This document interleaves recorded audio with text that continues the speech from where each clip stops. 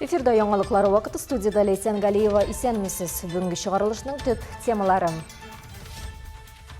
Особенно не превышайте скоростной режим, не выезжайте на встречную полосу, и надо быть всегда пристегнут. Тизлік құрбанлары. Ознақой районында юл транспорт хәрәкәтләрендә 3 кеше халак булган. Повышая эффективность, мы делаем труд для того, чтобы наш труд, наши скважины отремонтированы, пробурены, помогали нашей компании развиваться. Еш кадрлар. Татнефть компаниясе яңа гына урнашкан хезмәткәрләренә адаптациясе форумы уздырды. 40 яшьтән соң диспансеризация вакытында узатырган процедуралар саны арта. Тикшерүләргә шәклек яман шешенә скрининг, маммография һәм иратлар өчен онко-скрининг өстәлә. Вакытында үткән профилактика сәламәтлек нигезе. Әлбәттә, диспансеризация программасы дәвам итә.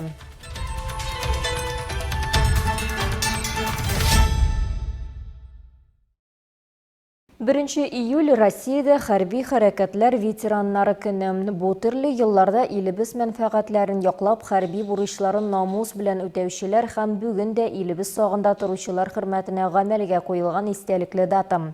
Әлбәттә, бу минутларда хәтер мәйданында истәлекле митинг уза.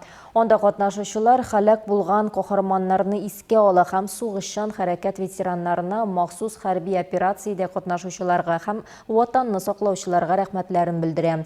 Бу хакта тулырак алдагы чыгарылышларда сөйләрбез, әлегә дәвам итәбез. Дөньяда көн сайын юл транспорт фаҗигаләре нәтиҗәсендә меңнәрчә кешенең гомере өзелә. Күпме кеше җитди җәрәхәтләр ала.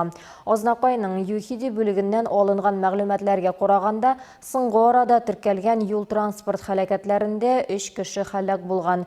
Сәбәбе машина йөртүчеләрнең юл иминлеге кагыйдәләрен бозып, тизлекне сакламавында. Һәлакәт булган урыннарда безнең төшерү төркемедә булып кайтты. Сүз Эльмира Шарифуллинага. Алынган мәгълүмат буенча вакыйга Рус Акташы Ознакай автомобиль юлының 48-нче чакрымында булган. Чит ил машинасы хуҗасы узу тыела юл билгесе зонасында каршы юнәлештәге хәрәкәт өчен билгеләнгән юл полосасына чыккан.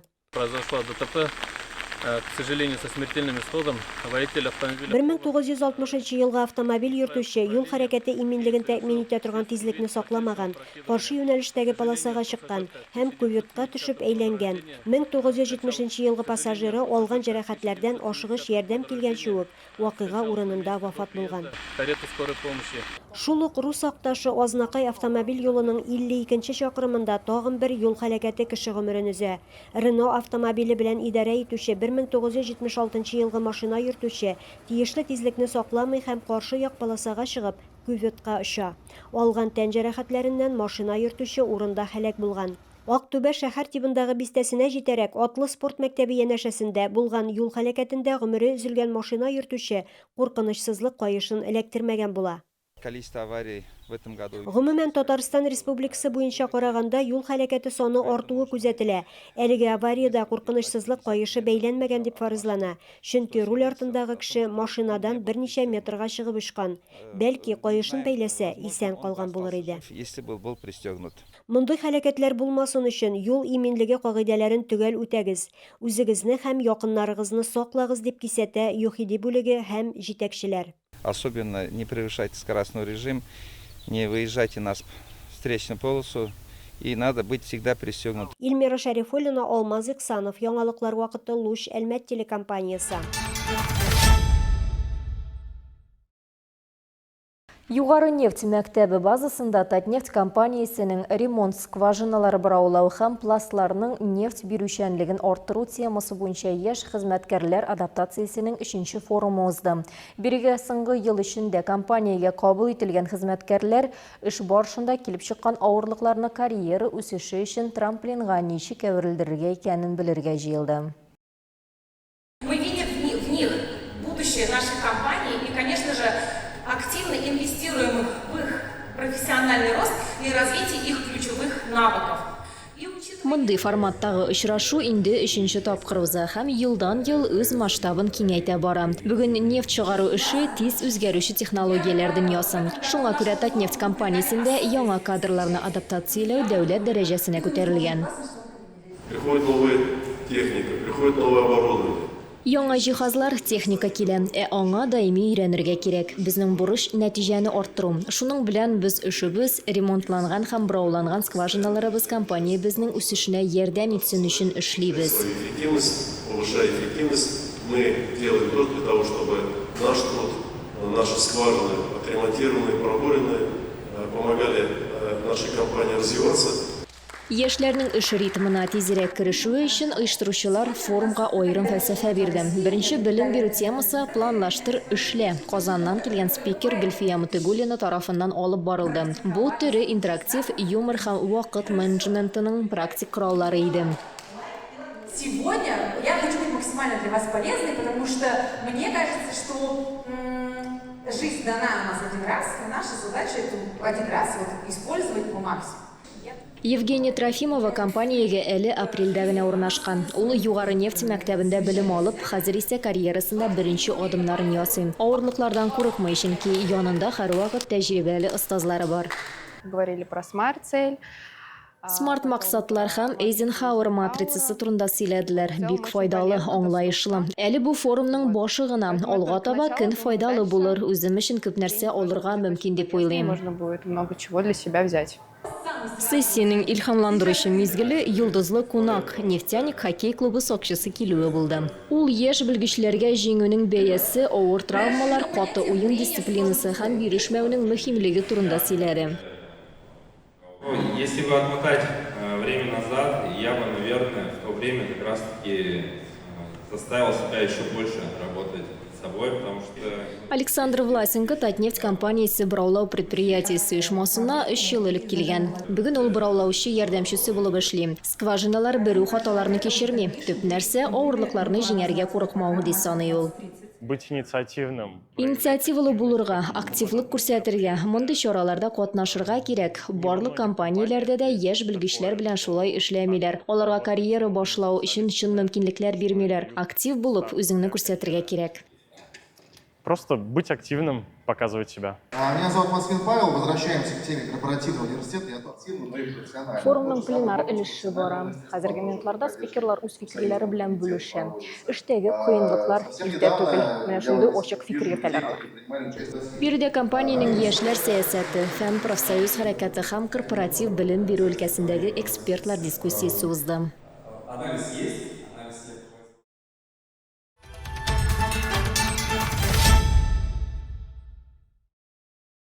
Кыргалдарлар гамәлдәге җир законнарын бозу белән бәйле яңа мошенниклык схемасы уйлап тапканнар. Бу хакта Әлмәт районы Росреестр идарәсендә хәбәр иттеләр. Гражданнарга янәсе ачыкланган җир законнарын бозу турында хәбәрләр җибәрәләр һәм тиз арада штрафны ташлама белән түләргә тәкъдим итәләр. Кыргалдарлар хәйләләренә ничек эләкмәскә икәнен белгечләр безнең төшерү төркеме белән уртаклашты. Кыргалдарлар җир кишәрлекләре хуҗаларына җир законнарын бозу турында ялган хәбәрләр җибәрә һәм сылтама буенча күчеп, штрафны ташлама белән түләргә тәкъдим итә. Аннары дәүләт хезмәтләре порталында шәхси кабинетка керү схемасы кулланыла. Единственным документом, на основании которого может и должен... Җир законнарын бозган өчен административ штраф түләнергә тиешле бердән-бер документ – ул административ җәза билгеләү турындагы карар. Ул районның төбәгенең җирләрдән файдалану һәм саклау буенча баш дәүләт инспекторы яки аның урынбасары тарафыннан имзаланырга һәм Росреестрның территориаль органы мөхөр белән таныкланырга тиеш. Хокук бозучыга карар шәхсән тапшырыла яки заказлы хат белән почта аша яисә электрон рәвештә дәүләт хезмәтләре порталындагы шәхси кабинетына җибәрелә. Правонарушителю вручается лично при рассмотрении административного дела. Направляется заказным письмом по почте или в электронном виде в личный кабинет на портале госуслуг. Бернинди ишракта да жер кишәрлекләрендә хукук бузулар өчен штрафлар белән хоттагы сылтамалар буенча күчмәгез дип белгечләр. Алар СМС ход яки социаль шелтәрләрдә мондый административ җәза билгеләү турындагы карарларны җибәрми. Росреестр контроль чара нәтиҗәләре һәм хукук бузу турында беркетмә төзү буенча гына административ җаваплылыкка тарта. Бу чакта жер кишәрлеге милекчесе мондый чараны үткәрү вакыты һәм урыны турында мәҗбүри рәвештә хәбәрнамә ала. Әгәр рәсми белдерү килмичә сезгә штраф түләргә кирәклеге турында хәбәр килә икән, бу кырыгалдарлар дигән сүз. В случае сомнений в достоверности постановления назначения... Административ җәза билгеләү турындагы карарның дөрестлегенә шик булган очракта гражданин һәрвакыт Росреестрның территориаль органына шәхси кабул итүдә телефон аша мөрәҗәгать итәргә мөмкин. Шулай ук 10 көн эчендә тиешле карар чыгарган территориаль хезмәт органы адресына шикаят җибәрә ала. В личном приеме по телефону или в течение 10 дней направить жалобу в адрес территориального органа службы, который вынес соответствующее постановление. Контроль чарасын үткәрү нәтиҗәләре турында мәгълүмат күзәтчелек чараларының бердәм реестрында урнаштырыла.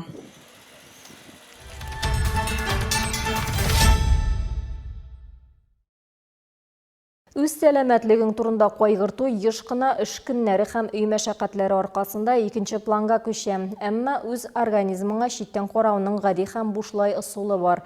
Әлбәттә, бөтен илдәге кебек үк диспансеризация программасы эшли. Ел сайын диярлек ул яңа мөмкинлекләр белән тулыландырыла. Мисал өчен, агымдагы елда шәһәр халкы гадәти анализлар тапшырып кына калмыйча, озын гомернең төп күрсәткечләренең берсен начар һәм яхшы холестерин балансында бәяли ала. Рассказывайте жалобники. С утра третий день давление лучше за 10.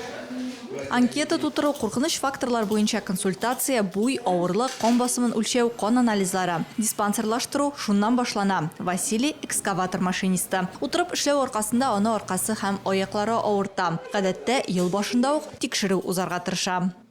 Я, например, с вахты приезжаю с 3-го, 4-го вот. Даже не жду, когда эти каникулы новогодние проходят. Чтоб не забыть, проходим. И все проходят, да. Диспансерлаштыру нәтиҗәләре буенча узган ел Татарстанлыларда 100 меңнән артык авыру һәм республикада яшәүче һәр 10нчы кешедә теге яки бу авыру үсеше куркынычы булуы ачыкланган. Әлмәтнең 3 номерлы шәһәр поликлиникасында 9 меңнән артык тикшерелгән кешенең 7сендә онкология барлыгы билгеле була. Пациент никадәр тикшеренү узуы беренче чиратта аның яшенә бәйле. 40 яшьтән соң диспансеризация вакытында уза торган процедуралар саны арта. Тикшеренүләргә шәклек яман шешенә скрининг, маммография һәм иратлар өчен онкоскрининг өстәлә. Кира Лазутина, медицина көллияты студенты. Келіп чыгу куркынычлы факторларын ачыклау инде барлыкка килгән авыруны дәвалауга караганда җиңелрәк һәм эшсезрак ди ул. Это все нужно проходить. Даже обычный осмотр кожи тоже это важно. Все, то есть полость рта и так далее. Всегда нужно, как и в детское проходила каждый раз, и сама индивидуально. Потому что я сама переживаю за себя, паникую, и сейчас прохожу тоже. Как для профилактики, так и просто узнать, есть ли у меня какие-то проблемы или нет со здоровьем. Агымдагы елда гомуми медицина иминияты буенча диспансерлаштыру программасына липид профиленә бәя өстәлә. Хәзер табиб холестеринның гомуми дәрәҗәсен түгел, ә яхшы һәм начар липопротеиннар санын бәяли. Бу йөрәк кан тамырлары авырулары үсеше куркынычын түгелрәк бәяләргә, пациентка иң кулай терапия сайларга яки аны өстәмә тикшерүгә тар белгечкә җибәрергә мөмкинлек бирә. Долгие годы считалось, что причиной Узак еллар атеросклерозның сәбәбе гомуми холестерин дип саналды. Ләкин хәзер гомуми холестеринга гына түгел, нәкъ менә липид профиле гомуми холестеринның составына карарга кирәклеге ачыкланды. Диспансерлаштыру вакытында бу анализны тапшырырга һәм кешедә кайсы холестеринның күбрәк булуын билгеләргә мөмкинлек бар. Анализ и определить, что он повышено у человека. Диспансерлаштыруны эш көннәрендә генә түгел, шимбә көнне дә узарга мөмкин. Үзегез беркетелгән поликлиникада тиреш чират буенча да алдан телефоннан язылып та үтеп була. Ел башыннан бирле Әлмәт районында 22 меңнән артык кеше диспансерлаштыру узган.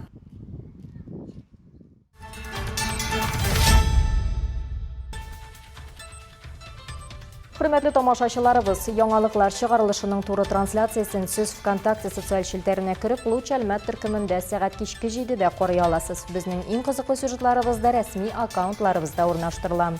Моннан тыш сез үзегездә яңалыклар, актуаль вакыйгалар һәм проблемалар белән уртаклаша аласыз. Моның өчен экраннарыгыздагы сылтама буенча күчәргә мөмкин. Төбәгебез өчен сыйфатлы һәм мөһим яңалыкларны бергә булдырыйк. Бүгенге шулар иде. Мин Лейсан Галиева һәм монтаж операторы Динара Гайнединова сезнең белән сау булышабыз. Исән сау булыгыз.